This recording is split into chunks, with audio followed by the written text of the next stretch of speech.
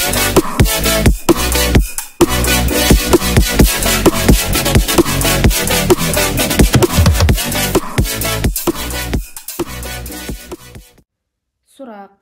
йоганың шариғаттағы үкімі қандай?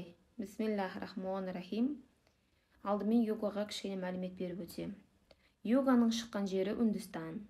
Оны индуизм философиясының 6 дәстүрлі мектебінің бірі дейді. Ислам ғалымдарының зерттеулеріне сүйенсек, йога шын мәнісінде тек спорттық жаттығу ғана емес, күнге табынушылықтың бір түрі. Йоганың негізгі аты санскрит тілінде, ескі үнді тілінде сатсанга сурья намаскар деп аталады екен. Оның мағынасы дененің 8 мүшесімен күнге сәжде ету, табыну дегенді білдіреді.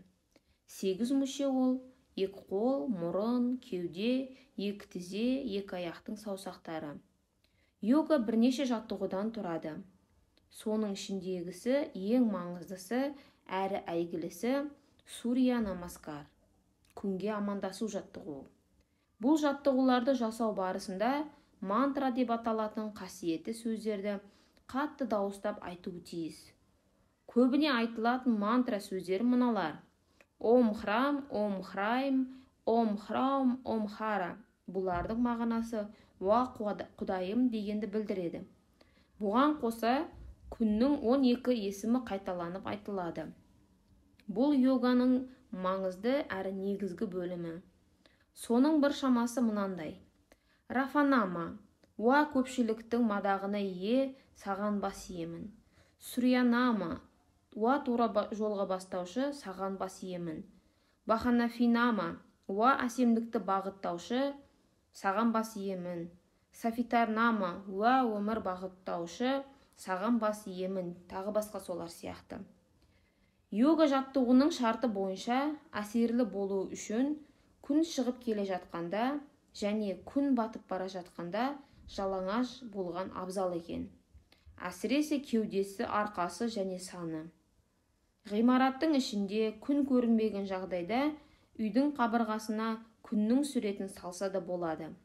Осылайша көздің көру қабілеті артса, екіншіден күннің табағына ойын, денесін және жүрегін шоғырландырылған боладымыз.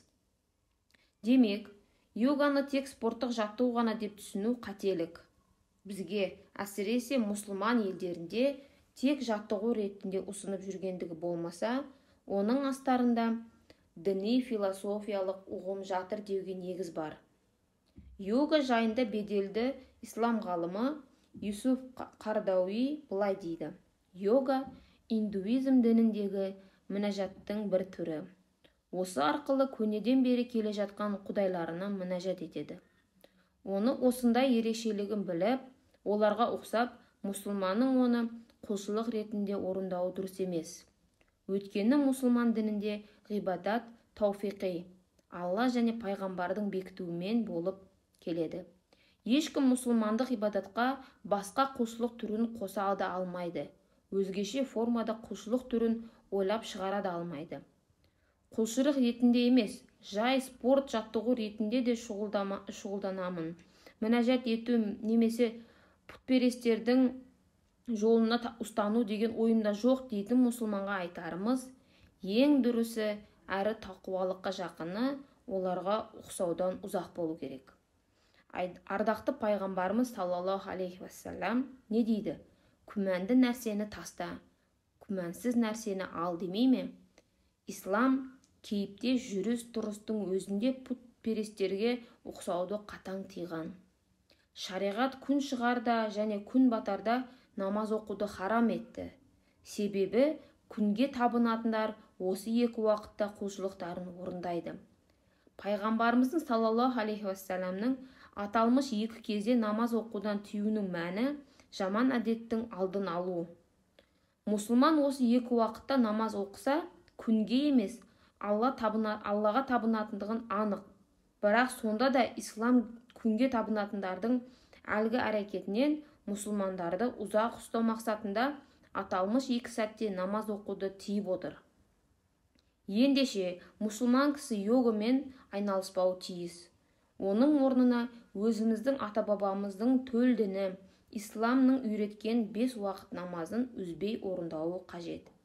Намаз кісіні рухани тыныштыққа бөлеп, жүріс-тұрысын онсыз да ретке келтіреді.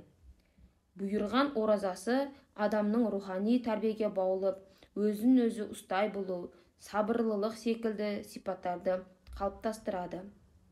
Деннің саулығына алып келеді. Кім бір қауымға ұқсаса, еліктесе, ол солардан деп хадисте айтылғандай, йогамен айналысып жүрген қандастарымыз бар болса, сол діннің негізінен өмірлік көзқарастарын бойына сіңіріп, соңында оның ұлттық құндылықтарын ұмытып, мұсылманшылығын жоғалтпасқа кім кепіл?